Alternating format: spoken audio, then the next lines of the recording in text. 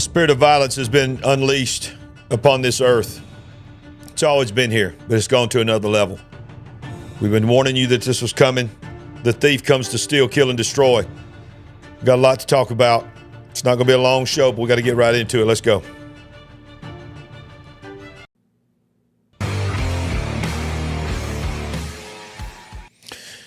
All right, it just seems like every single time that I come online, I'm having to deal with more and more sensitive topics that you have to be careful what you say. It's crazy. And is it any chance that is by chance, I should say, that the top danger to humanity, according to the World Economic Forum in January of this year, was misinformation and disinformation. So, because it's almost like they knew what was coming. And I do think they knew what was coming. Ladies and gentlemen, today has been a very difficult day for a lot of people. Started early, late last night. Some of the things I'm going to cover. Not even sure if I'm even on. I have nobody in the live chat, so I don't even know if this thing has already got me kicked off. I have no idea. But yeah, I see some people coming in here now. So, of course, we're going to lead with the school shooting in Georgia, Appalachia High School. Georgia high school shooting, at least 4 have lost their lives. This is a high school. Deputies and emergency medical personnel rushed to Appalachia High School at about 10:23 a.m. local time in reference to a reported active shooting. According to NBC, what they know so far, at least 4 people are no longer here. 9 were injured after gunfire erupted today at Appalachia High School in Georgia. The suspect is in custody, the Barrow County Sheriff's Office said in a statement. Georgia Governor Brian Kemp dispatched state resources to assist local authorities. It's just horrible. Another school shooting. Says, these are just some of the kids' responses. It's horrible. But right on cue, Merrick Garland, devastated by deadly Georgia shooting. I'm not doubting that he's not. But as I'm speaking, I can hear in the room next to me in my home the press conference of somebody's got to do something about gun violence. I'm going to show you today in the next few minutes that I don't care where you stand on the Second Amendment, where you stand on should there be more gun regulation, so forth, or none at all.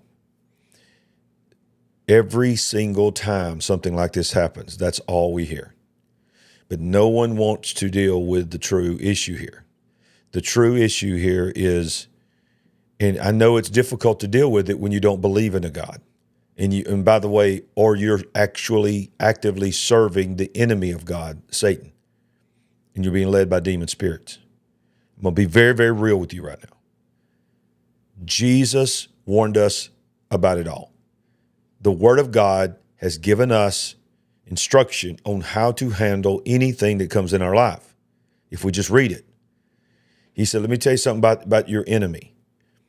John chapter 10 says this, the thief, which is the devil, it's very clear when you read it in context, talking about the devil, he only comes for these reasons. He comes not but to. That's fancy King James talk, but what it means is this is his only goal. You can say he wants to do all this other kind of stuff, but this sums up his goal for humanity. To steal, to kill, and to destroy. That's it. Jesus said, I am his enemy, the devil, and my answer to those 3 is I have come that they might have life and have it more abundantly. My God is pro-life through it all, from conception all the way to eternity. And he opposes any demonic spirit of violence.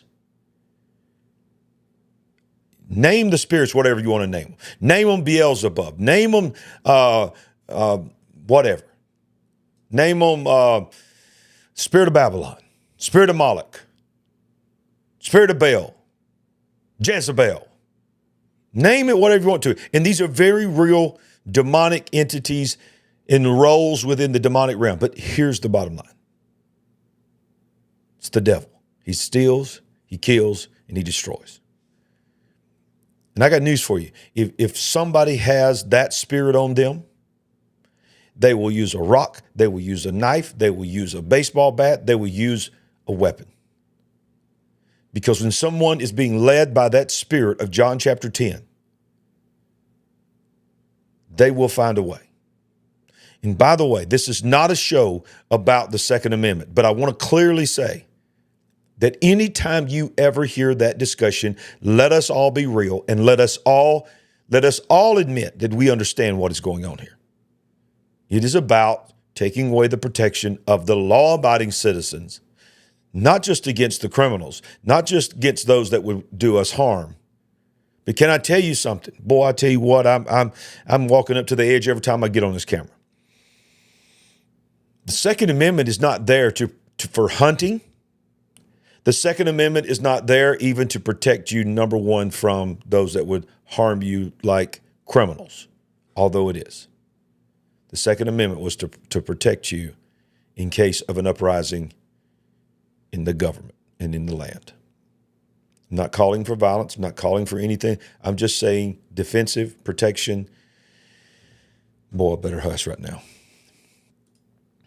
So at the same time that we are covering this tragic news of the school shooting in Georgia, I woke up this morning to a post on Facebook, and here's the post from Pastor Greg Locke, pastor out of Tennessee. Let's see if I can get this to zoom in a little bit.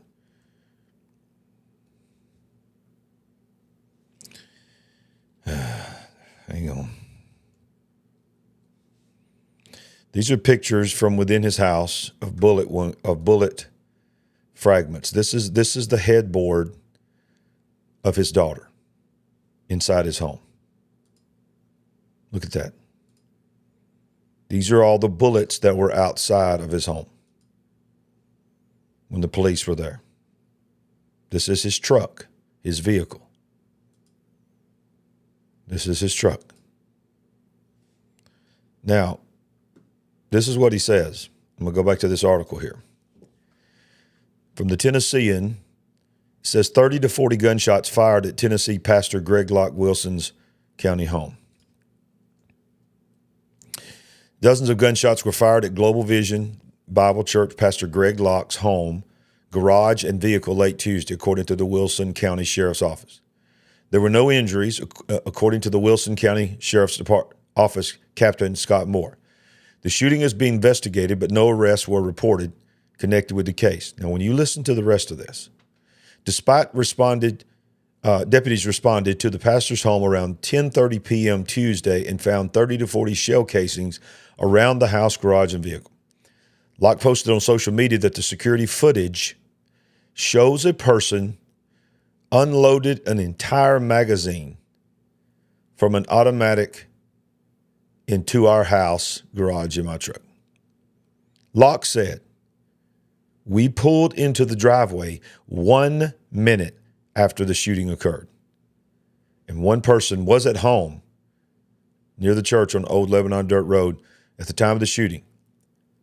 One cut through the headboard in the pastor's youngest daughter's bed, lodged in her pillow. Locke said he and his family spent the night at a hotel." Now, isn't it interesting that you cannot cover the attempted assassination of a pastor and his family without also pointing out how controversial Greg Locke is? Now, let me say something to you right now. I know there are feelings all over the map for Greg Locke. There are probably beginning to be feelings all over the map over Larry Ragland.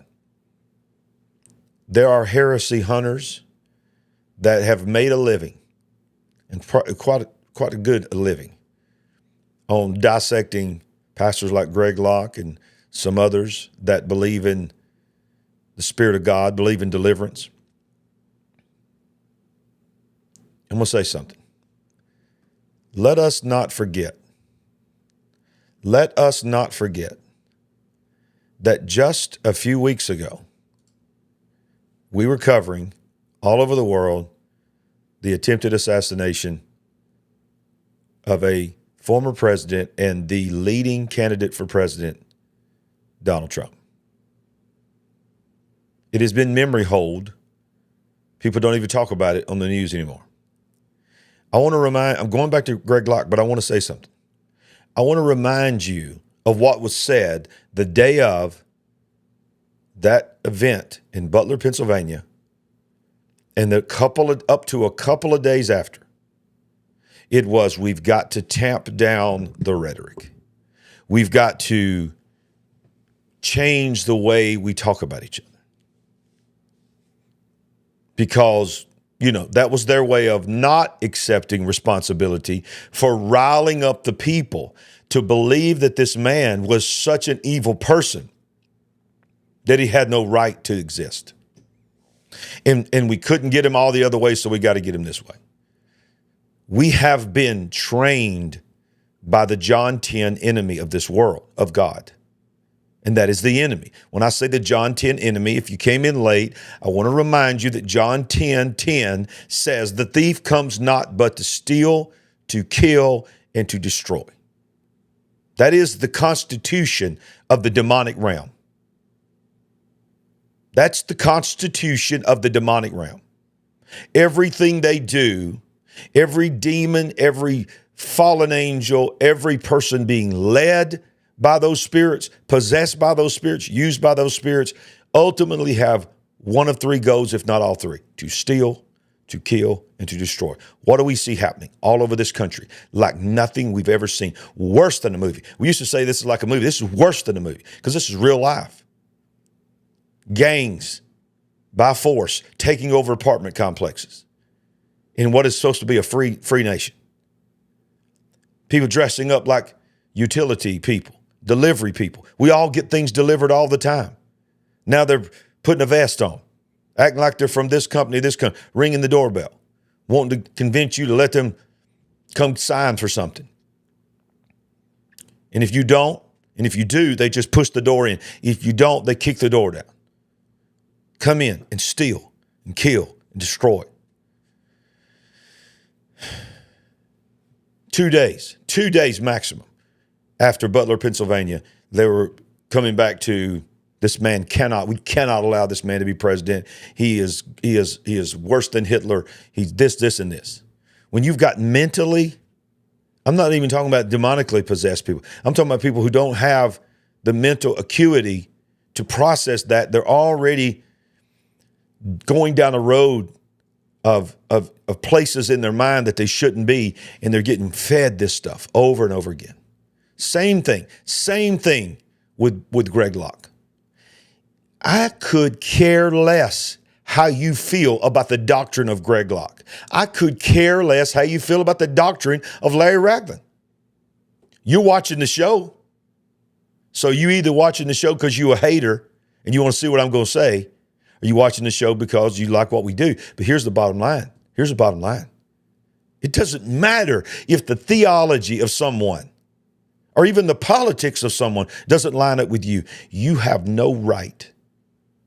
You have no right to try to destroy somebody's life. You say, well, I would never do what that guy did to Greg Locke's house. I would never show up at someone's house and do something as horrendous as emptying an entire magazine into his home, not knowing whether they were there or not, knowing that if they were there, it could have been really, really, really, really bad.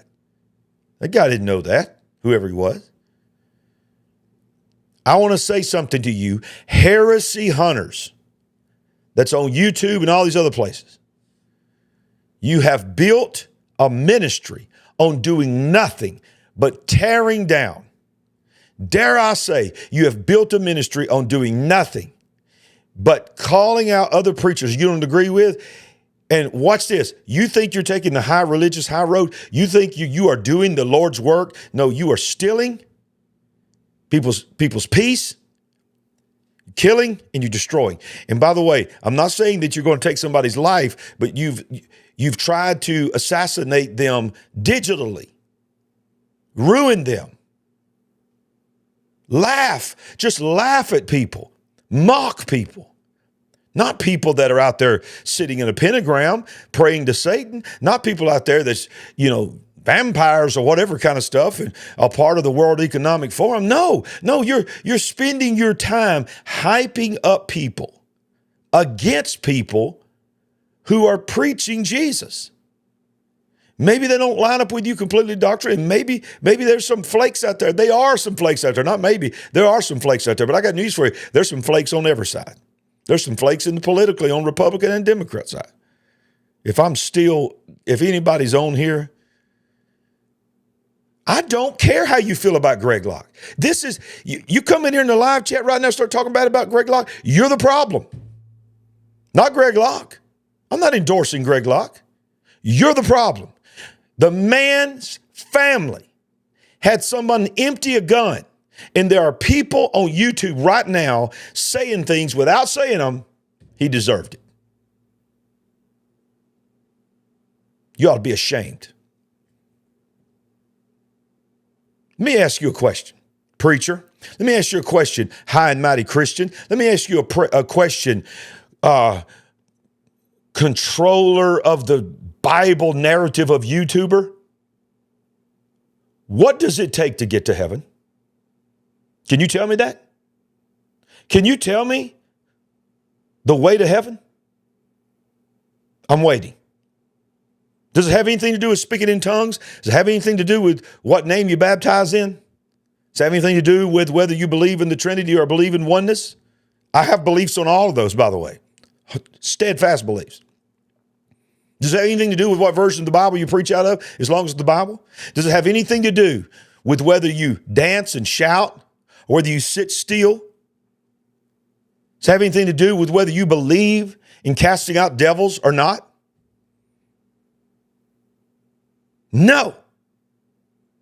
Has everything to do with, are you coming through Jesus? Have you repented of your sins? These people that think that they need to tell preachers all the time. I'm not saying the preachers are above reproof. I'm not above reproof. I'm not saying that you should not call out heretical teaching. But here's the problem. These heresy hunters that many of you follow, and it's in your algorithm now, and that's all you get is fed that garbage. They're not pointing out heretical teaching. They are building ministries on pointing out what they have deemed heretical people. I got news for you, Mr. Preacher Man, Miss Bible expert. I could probably find some heretical beliefs that you have in your teaching. You are not perfect, and neither am I. So let the haters hate. Come on. I'm telling you right now, you need to stop this. You need to stop it. Stop trying to steal and to kill and to destroy people's character. Do you know what the Bible says about preaching?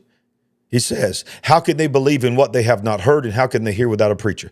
If somebody is abusing finances, if somebody's fell into sin, sexual immorality, and all these things, they all need to be punished. They all need to be set down. They all need to be disciplined. And quite frankly, most of them need to be removed from ministry. I'm in agreement. Just because you don't like how somebody screams, I got people unsubscribe to my channel because they watched a couple of my preaching videos and they don't like the fact that I scream when I preach. So therefore, they can't hear anything I got to say.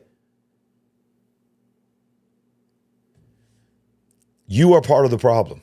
I know that I'm part of the problem too. We all are, but I'm talking specifically to you heresy hunters because you're operating under the same spirit that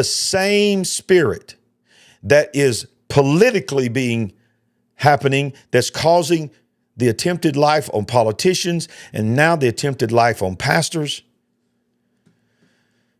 Why did it take a year? Why did it take a year for the manifesto of this woman who went into a church and took the lives of children. I guarantee you, if we don't already know it, by tonight we'll know everything we got to know about the political beliefs of the shooter at that school, and rightfully so. But they had to leak this in order for it to even be seen. They had to basically break a judge's order a year later for us to even be able to see some of the things that's in it. And when you read some of it, and I've read some of the diary, it is obvious. She sat and listened and watched people fill her full of vile against the church. This was not just about her identity. She was very openly against God.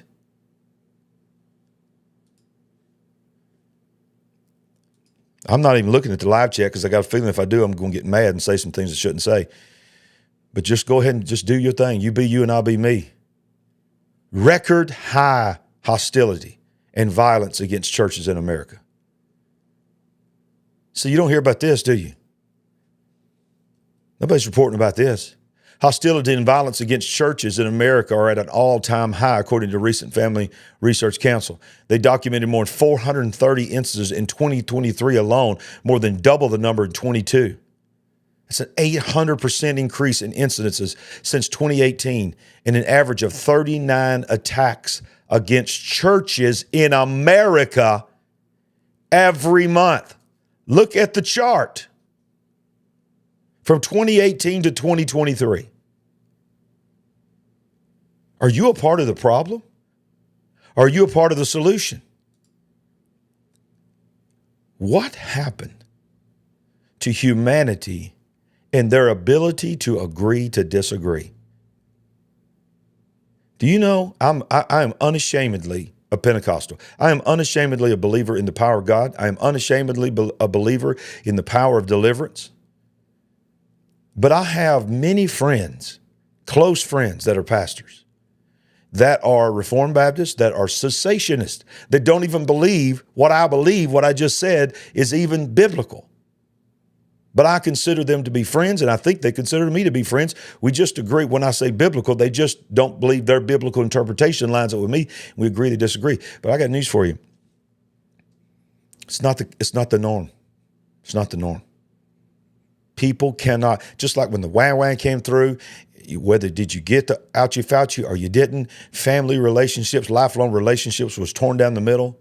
Did you vote for Hillary? Did you vote for Trump? Do you believe in this riot? Do you not believe in this riot? Do you believe in this protest?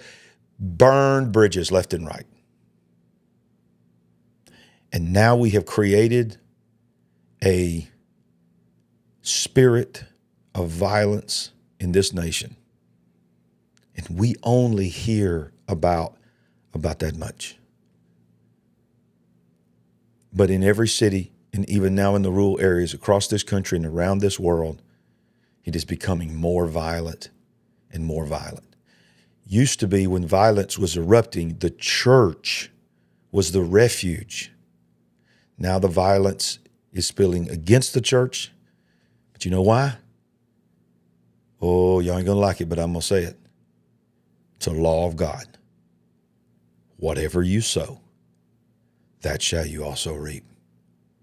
So the church is reaping a spirit of John 10:10, the thief come not but to steal, kill, and destroy, because that's what it's been sowing for generations upon generations. I don't know what's coming. I don't know what's coming. But it ain't good. And if the church can't come together, if the church can't put a few differences aside, hey, I ain't got to go to your church. You ain't got to come to my church. But can we stop this mess that we're doing?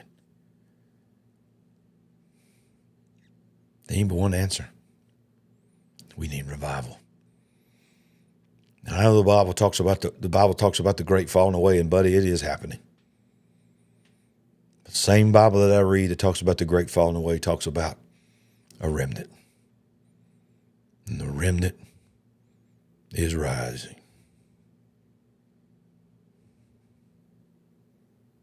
So there you go.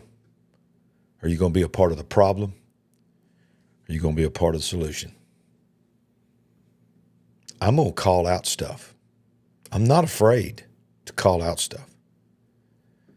But when it's all said and done, I'm going to believe in God. I'm going to believe in his son, Jesus Christ. And I'm going to believe in his idea called the church. You might not like it, but that's his idea. Let's speak life. Let's break the spirit of violence over this country. And let's speak life. Because remember, that's what Jesus said. The thief comes to steal, kill, and destroy, but I have come that they might have life and have it more abundantly. Join me at Bible study tonight, 7 p.m. Central. God bless. See you next time on The Big Picture. God bless you.